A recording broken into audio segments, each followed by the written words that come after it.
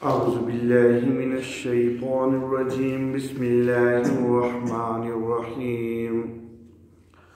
وَإِذْ فَرَقْنَا بِكُمُ الْبَحْرَ فَأَنْجَيْنَاكُمْ وَأَغْرَقْنَا آلَ فِرْعَوْنَ وَأَنْتُمْ تَنْظُرُونَ صدق اللہ مولانا العلی العظیم وبلغنا نبیہ ورسولہ الکریم۔ اور جب ہم نے پھاڑا تمہارے لیے سمندر کو، پس ہم نے تم کو نجات دی اور ہم نے غرق کیا فرعونیوں کو جبکہ تم دیکھ رہے تھے۔ محترم احباب،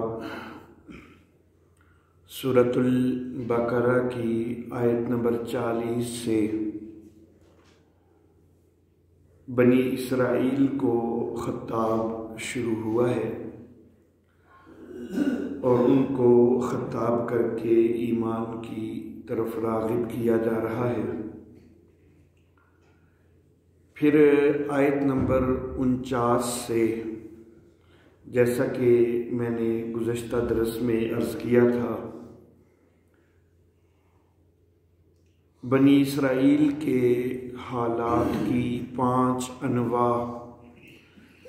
شروع کی گئی ہیں۔ بنی اسرائیل کے احوال کی جو پہلی نوع ہے، پہلی قسم ہے، اس میں بنی اسرائیل کے اوپر ہونے والے 8 انعامات کا تذکرہ ہے۔ اس کے بعد دوسرا نوع شروع ہوگا۔ دوسرے نوع میں سابق یہود، اسلاف یہود، ان کی 4 حکم عدولیوں کا تذکرہ آئے گا۔ اس کے بعد تیسرا نوع شروع ہوگا اور تیسرے نوع میں نبی اکرم صلی اللہ علیہ وسلم کے دور کے یہودیوں کی 2 خباثتیں، 2 خرابیاں، ان کا تذکرہ ہوگا۔ اس کے بعد چوتھا نوع آئے گا۔ چوتھے نوع کے اندر سابقہ یہود، اسلاف یہود، ان کا نبیوں کی تکذیب کرنا، نبیوں کو جھٹلانا اور حتیٰ کہ ان کے قتل کے درپے بھی ہونا، تو اس کا تذکرہ کیا جائے گا۔ اور پھر 5واں نوع آئے گا اور 5ویں نوع کے اندر نبی اکرم صلی اللہ علیہ وسلم کے دور کے جو یہود ہیں، ان کا نبی اکرم صلی اللہ علیہ وسلم کو جھٹلانا، آپ کی تکذیب کرنا، اس کا تذکرہ آئے گا۔ تو بہرحال آیت نمبر 49 سے پہلا نوع شروع ہوا۔ آیت نمبر 49 کے اندر پہلے انعام کا ذکر ہوا جو میں گزشتہ درس میں بیان کر چکا ہوں کہ فرعون رامسیس دوم بنی اسرائیل کے اوپر ظلم ڈھاتا تھا، ان کے بیٹوں کو ذبح کرتا، عورتوں کو زندہ چھوڑتا۔ اللہ فرماتے ہیں کہ اس کے اندر تمہارے رب کی طرف سے بڑی آزمائش تھی تمہارے لیے، اور پھر اللہ رب العزت نے انعام کیا کہ تمہیں اس چیز سے نجات حاصل ہو گئی۔ تو یہ پہلا انعام ہے جو سورہ البقرہ کی آیت نمبر 49 کے اندر ذکر کیا گیا۔ آج کے درس کے لیے آیت نمبر 50 کی میں نے تلاوت کی ہے اور اس کا ترجمہ عرض کیا ہے۔ اس میں دوسرا انعام جو ہے وہ ذکر کیا جا رہا ہے۔ اللہ فرماتے ہیں وَإِذْ فَرَقْنَا بِكُمُ الْبَحْرَ، اور جب ہم نے تمہارے لیے سمندر کو پھاڑ دیا، فَأَنْجَيْنَاكُمْ، پس ہم نے تم کو نجات دی، وَأَغْرَقْنَا آلَ فِرْعَوْنَ، اور ہم نے فرعونیوں کو غرق کر دیا، وَأَنْتُمْ تَنْظُرُونَ، جبکہ تم دیکھ رہے تھے۔ یہ دوسرے انعام کا تذکرہ ہوا، دشمن کا غرق ہو جانا یہ بھی ایک انعام ہے، اور پھر خود اپنی نگاہوں کے سامنے اس کا غرق ہونا، تو یہ اس کے اندر مزید جو ہے وہ تقویت پیدا کرتا ہے۔ تو یہ دوسرا انعام اللہ رب العزت نے ذکر فرمایا ہے۔ سیدنا موسیٰ علیہ الصلاۃ و تسلیمات جس وقت نبوت ملنے سے پہلے اپنے دور جوانی میں مدین کے علاقہ کی طرف گئے تھے اور 10 سال مدین میں رہے تھے، تو اس دوران جو بچوں کو قتل کرنے والا فرعون تھا، حضرت موسیٰ علیہ الصلاۃ و تسلیمات کے بچپن کا دور کا فرعون رامسیس دوم، تو وہ اس دوران ہلاک ہو گیا، اور اس کی جگہ پر مرلفتح نام کا فرعون تو یہ حکمران بنا۔ سیدنا موسیٰ علیہ الصلاۃ و تسلیمات جب 10 سال مدین میں گزار کے واپس چلے ہیں، تو واپسی کے راستہ میں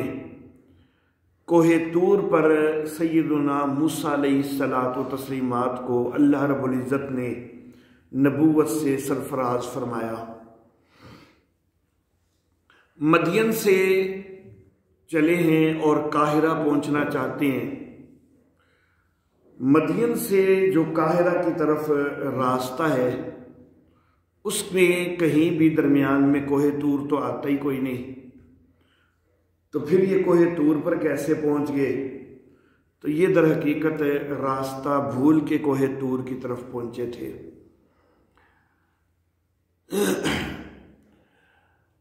بحیرہ کلزم جو ہے وہ یوں کر کے وائے کی شکل میں ہے، پیچھے سے اکٹھا ہے اور آگے جا کے 2 شاخوں میں تبدیل ہو جاتا ہے۔ ایک شاخ مغرب کی سمت ہے، دوسری شاخ مشرق کی سمت ہے۔ اس بحیرہ کلزم کو بحیرہ احمر بھی کہا جاتا ہے۔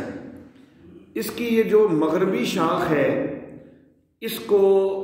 خلیج سویز کہا جاتا ہے، اور جو مشرقی شاخ ہے اس کو خلیج عقبہ کہا جاتا ہے۔ یہ جو مغربی شاخ ہے اس سے تھوڑا مغرب کی طرف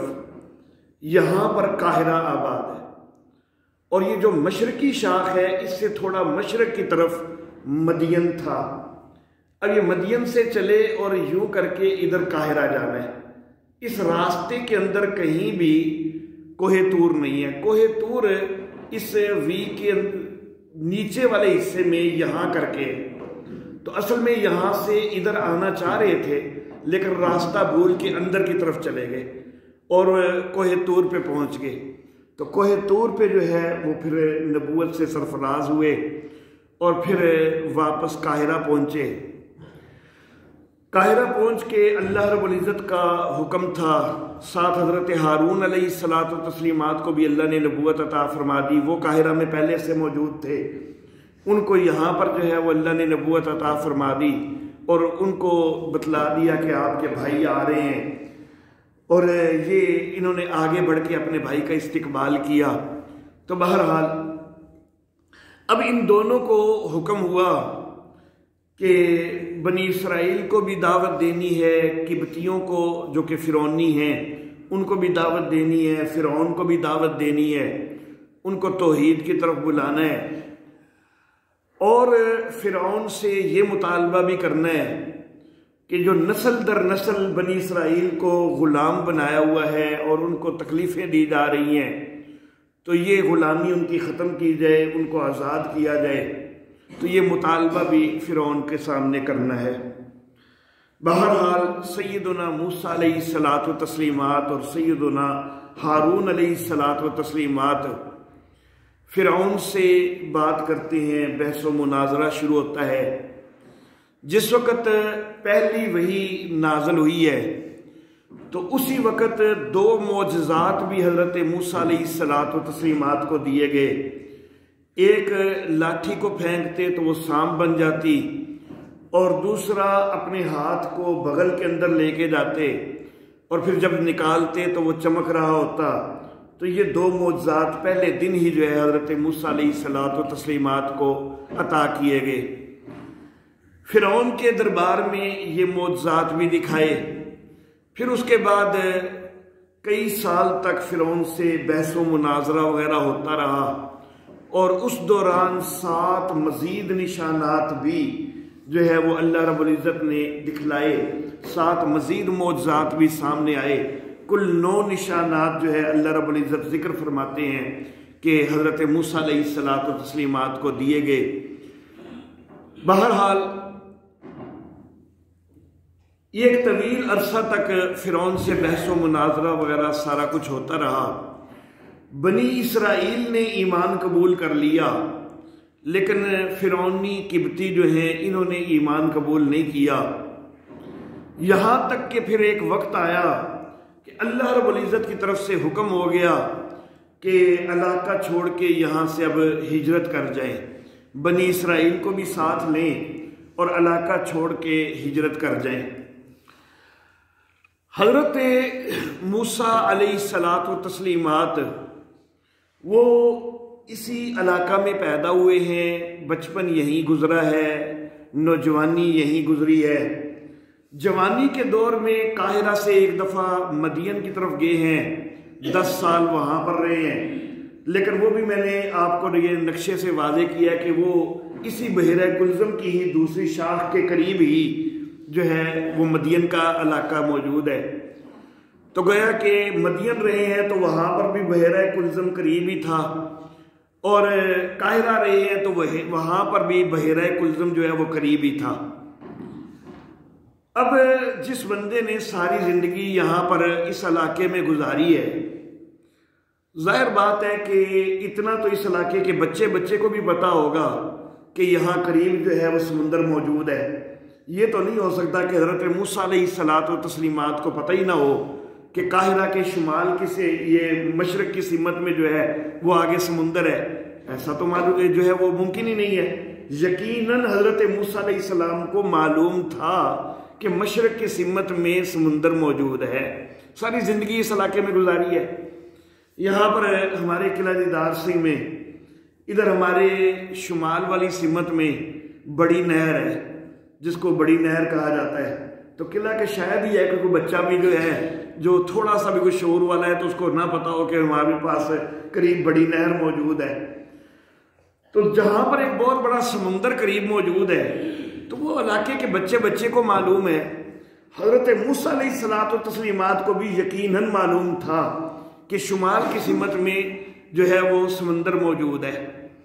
اب جس وقت اللہ رب العزت کی طرف سے ہجرت کا حکم ہوا ہے تو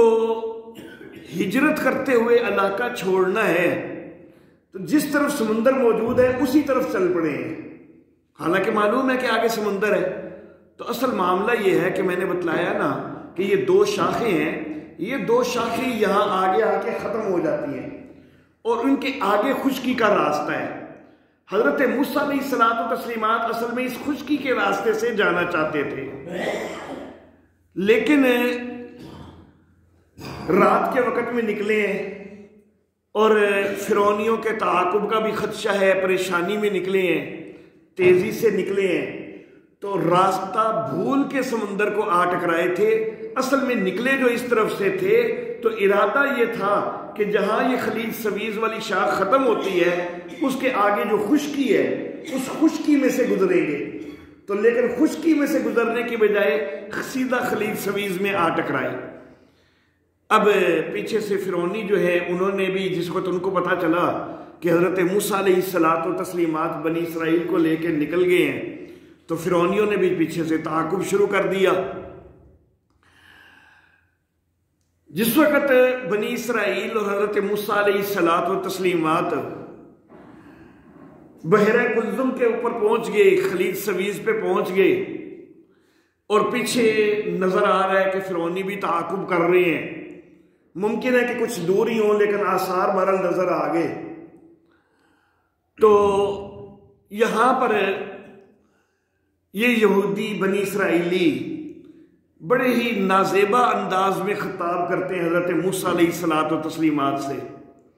موجودہ تورات کے اندر ان کے الفاظ ملتے ہیں کہ موسیٰ کیا ادھر قاہرہ کے اندر جو ہے وہ قبریں کم تھیں کہ ہمیں یہاں پر مرنے کے لیے لے آیا ہے؟ تو اس طرح کا گستاخانہ انداز بھی انہوں نے اختیار کیا، حالانکہ صدیوں سے یہ نسل در نسل غلام چلے آ رہے تھے، اور اب حضرت موسیٰ علیہ الصلاۃ و تسلیمات کے ساتھ ان کو آزادی کی ایک جو ہے وہ امید لگی تھی۔ تو کچھ آگے ایک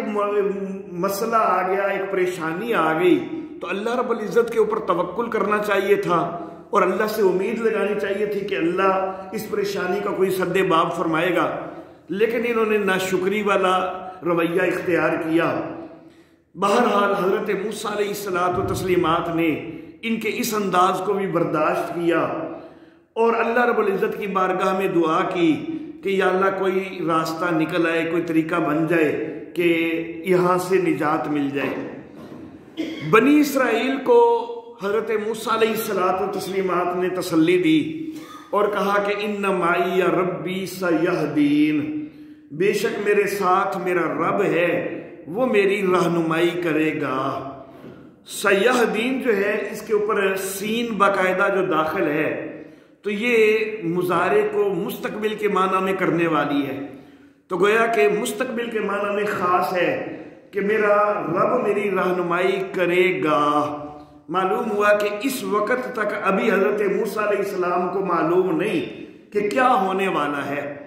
تھوڑی دیر بعد اللہ کی طرف سے حکم آنے والا ہے کہ لاٹھی مارو سمندر پر تو سمندر سے راستہ بن جائے گا، یہ تھوڑی دیر بعد یہ حکم آنے والا ہے، لیکن اس سے چند منٹ پہلے بھی حضرت موسیٰ علیہ السلام کو معلوم نہیں ہے کہ کیا ہونے والا ہے، تو پھر نبی عالم الغیب تو نہیں نہ ہوتے، چند منٹ بعد جو چیز ہونے والی ہے اس کو چند منٹ پہلے بھی نہیں جانتے۔ مزید یہ کہ کئی لوگ سمجھتے ہیں کہ معجزہ نبی کے اپنے اختیار سے ہوتا ہے، تو یہاں پر واضح ہو رہا ہے کہ حضرت موسیٰ علیہ الصلاۃ و تسلیمات کو اختیار تو کیا ہونا، ان کو توقع تک بھی نہیں تھی کہ یہ معاملہ ہوگا، ان کو تو پتہ بھی کوئی نہیں تھا کہ یہ معاملہ ہوگا کہ میں نے لاٹھی مارنی ہے اور اس سے راستہ بننا ہے۔ اگر یہ پہلے سے پتہ تھا تو پھر یہ سیاحدین کا لفظ تو نہ بولتے کہ اللہ میری رہنمائی کرے گا، بلکہ یہ کہتے کہ بھائی مجھے معلوم ہے کہ کس طرح نکلنا ہے، تو بلکہ انہوں نے لیکن یہ کہا کہ اللہ میری رہنمائی کرے گا، عن قریب کرے گا، تو معلوم ہوا کہ ان کو یہ معلوم تک بھی نہیں تھا کہ میرا کون سا معجزہ اب سامنے آنے والا ہے۔ تو معجزہ نبی کے ہاتھ سے سرزد ہوتا ہے لیکن اس میں اختیار اللہ رب العزت کا چلتا ہے۔ اللہ اللہ۔ اور میں کہا کرتا ہوں کہ انبیاء کرام علیہم السلام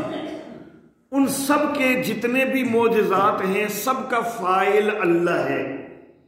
کسی معجزے کا فاعل کوئی نبی خود نہیں ہے۔ نبی خود کوئی بھی معجزہ جو ہے اپنی اختیار سے وہ نبی سر انجام نہیں دیتا، بلکہ اللہ جو ہے نبی کے ہاتھ سے سرزد کرواتا ہے۔ باقی جتنے معجزات ہیں نا ان میں شاید کوئی تعویلیں کر کے تو کوئی نبی کے اپنے ذاتی اختیار میں ان کو ثابت کرنے کی کوشش کرے اور شاید کسی تعویل کی وجہ سے وہ کفر کے فتوے سے بچ جائے، لیکن ایک معجزہ میرے آقا صلی اللہ علیہ وسلم کا وہ اللہ رب العزت نے ایسا معجزہ رکھا ہے کہ اس کے اندر کوئی تعویل کر کے بھی اس کو اگر نبی اکرم صلی اللہ علیہ وسلم کا ذاتی معجزہ کہے نا تو وہ سیدھا کا سیدھا کافر ہو جائے گا۔ وہ معجزہ ہے یہ قرآن حکیم۔ قرآن حکیم اللہ کی کتاب ہے، یہ اللہ رب العزت کا معجزہ ہے، اللہ رب العزت نے نازل فرمائی ہے۔ اگر کوئی بدبخت تعویلیں کر کے بھی کسی طرح ثابت کرنے کی کوشش کرے نا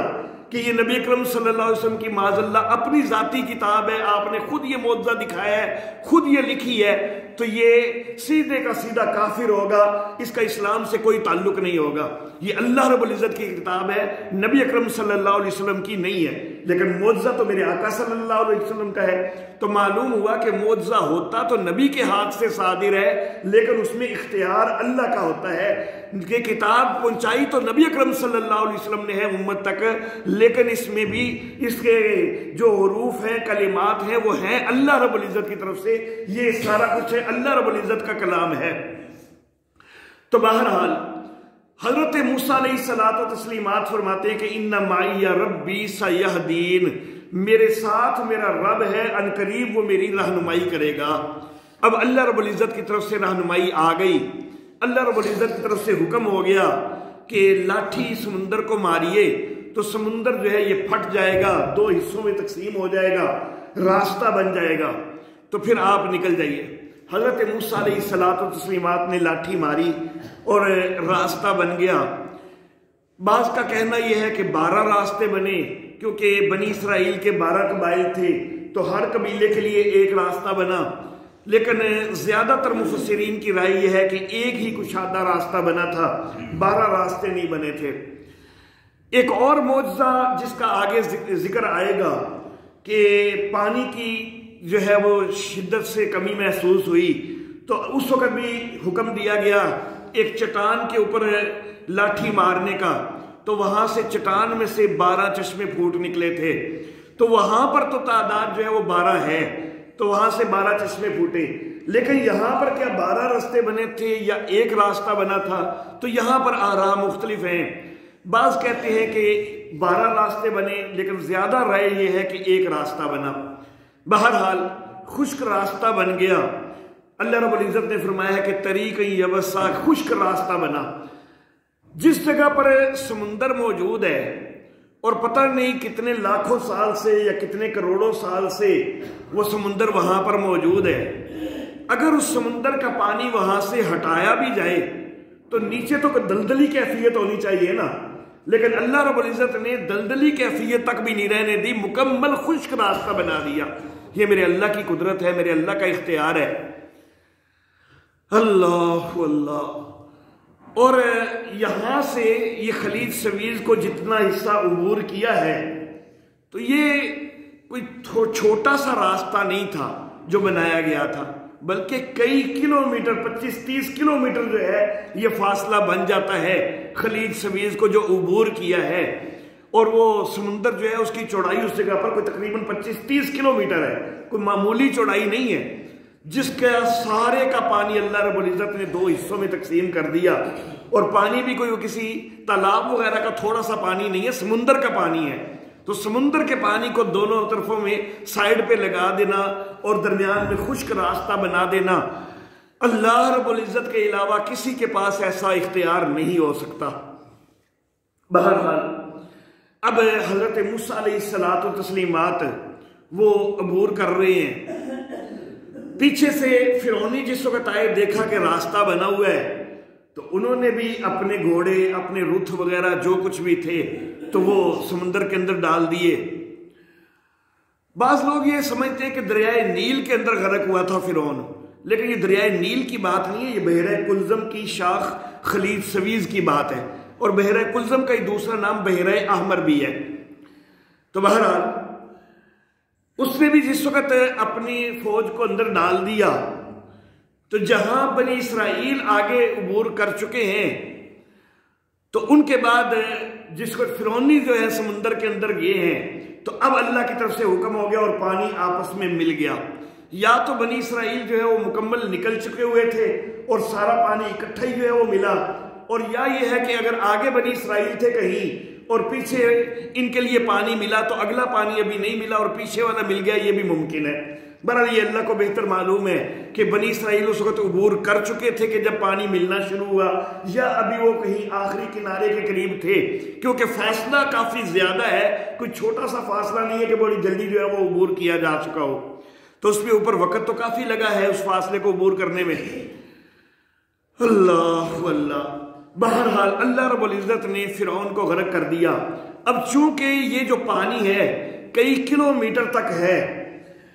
اب اگر ان میں سے کوئی بڑے سے بڑا کوئی بڑا اعلیٰ تیراک بھی ہوتا نا،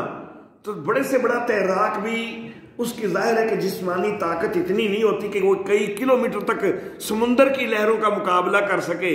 تو جسم جو ہے وہ شل ہو جاتا ہے۔ تو اس لیے ان میں سے کوئی ایک بھی جو ہے وہ بچ نہیں سکا، سارے کے سارے جو ہے غرق ہو گئے۔ اللہ اللہ رب العزت یہاں پر فرماتے ہیں کہ اغرقنا آل فرعون، فرعون کی آل کو غرق کر دیا۔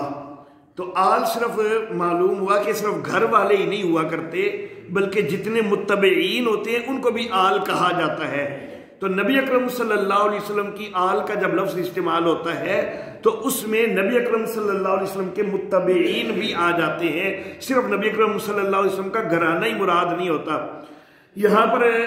پیچھے بھی اللہ رب العزت فرماتے ہیں کہ آیت نمبر 49 کے اندر وَإِذْ نَجَّيْنَاكُمْ مِنْ آلِ فِرْعَوْنَ، فرعون کی آل سے تمہیں نجات دلائی۔ حالانکہ صرف فرعون کا اپنے گھر والے ہی تو نہیں ظلم کرتے تھے، سارے قبطی ظلم کرتے تھے، تو وہاں پر بھی آل فرعون استعمال ہوا، تو گویا کہ جتنے متبعین ہوتے ہیں ان کے لیے بھی آل کا لفظ استعمال ہو جاتا ہے۔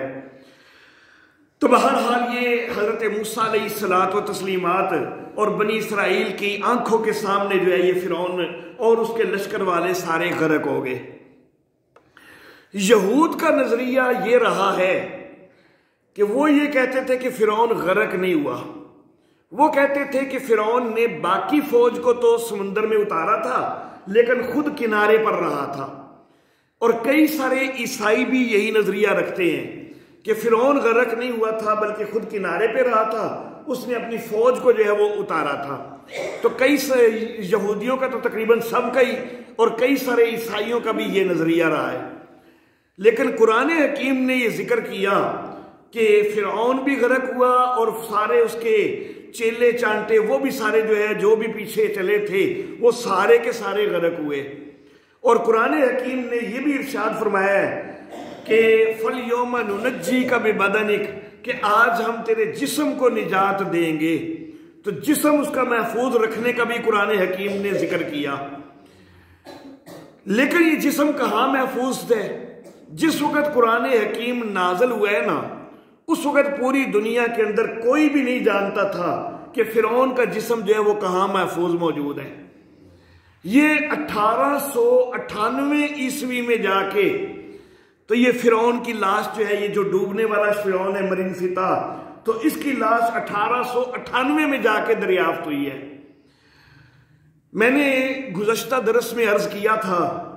کہ فرعون جو ہے یہ لقب ہے، 31 خاندان ہیں جنہوں نے اس لقب کے ساتھ حکومت کی ہے مصر کے اوپر، اور یہ جو فرعونی حضرت موسیٰ علیہ السلام کے دور والے ہیں نا، یہ 19ویں خاندان کے فرعون ہیں، اور 19ویں خاندان کا آخری فرعون یہی غرق ہونے والا مرین فتا ہے۔ اس کے بعد پھر ایک 20واں خاندان فرعون کے لقب سے اس علاقے میں حکمران بن گیا۔ تو یہ 19ویں خاندان کے حکمران تھے، لیکن یہ جو مرین فتا ہے اس کی لاش جو ملی ہے وہ 19ویں خاندان کے کسی مقبرے سے نہیں ملی، بلکہ وہ 18ویں خاندان کے ایک حکمران امنتخب کے مقبرے سے ملی 1898 میں۔ اور جس وقت اس لاش کا معائنہ کیا گیا تو وہ جو یہود اور عیسائیوں کی غلط فہمی تھی کہ یہ غرق نہیں ہوا، تو وہ بھی جو ہے وہ غلط ثابت ہو گیا۔ 1907 کے اندر پہلی دفعہ اس کی جسم کی پٹیوں سے نیچے سے جو ہے وہ معائنہ کیا گیا تو دیکھا گیا کہ پٹیوں اور جسم کے درمیان نمک کی تہ موجود ہے۔ حالانکہ اور بھی حنوط شدہ لاشیں اور فرعونوں کی ممیاں وہ بھی موجود ہیں، لیکن ان کی پٹیوں کے اندر نمک کی تہ نظر نہیں آتی، لیکن یہ مرین فتا کی جو ممی ہے تو اس کی پٹیوں کے نیچے نمک کی تہ جو ہے وہ نظر آئی۔ اب اس کے اوپر تحقیق ہوئی کہ یہ نمک کی تہ جو ہے یہ کیوں ہے، تو یہ تحقیق ہونے سے پھر ثابت ہوا کہ یہ غرق ہوا تھا، سمندر کا نمکین پانی اس کے اندر گیا تھا، اور سمندر کا نمکین پانی جو ہے جب وہ اس کے اندر گیا ہے بعد میں سمندر نے اس کی لاش کو کہیں باہر اچھال دیا ہے اور پھر کسی نے اس کے اوپر پٹیاں وغیرہ لپیٹ کے اس کو ہنوت کر دیا ہے، لیکن اس کے ہنوت ہونے کے بعد جسم کے مساموں سے وہ نمکیات جو ہیں وہ باہر نکلی ہیں اور وہ پٹیوں اور جسم کے درمیان جو ہے انہوں نے طے بنا لی ہے۔ تو اس سے وہ یہود اور عیسائیوں کا جو ایک نظریہ تھا کہ فرعون جو ہے وہ غرق نہیں ہوا، تو وہ